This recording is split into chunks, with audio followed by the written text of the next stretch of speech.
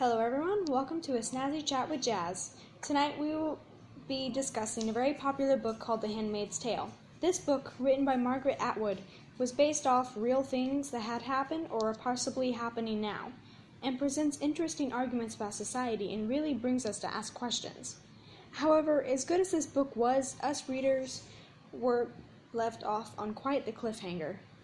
So tonight we invited someone special to try and help us make some sense of this complicated world presented to us and why people did what they did. I'd like you all to welcome Margaret Atwood, the author of this spectacular book.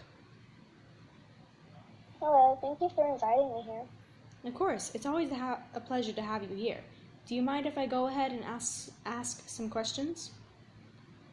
Of course, I'll be glad to help. So, first question. How do you think this book would change if the society written was based off of male fertility instead of women's? It's more than likely that their roles would be switched entirely throughout the book. So the females would lead this society as commanders and the males would be the handmaidens? Yes, I believe so. That's a very interesting idea if the roles were reversed. Alright, next question. Do you think The Handmaid's Tale is something that could actually happen to our world?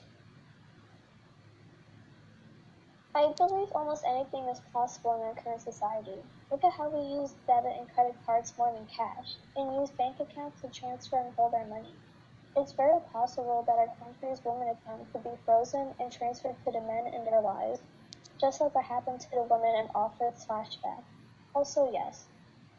Good point. I never thought about that. Moving on, why did you add the historical notes to the end of your book?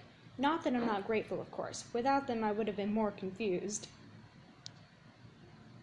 As I was writing the epilogue, or historical notes, I was trying to solve a structural problem.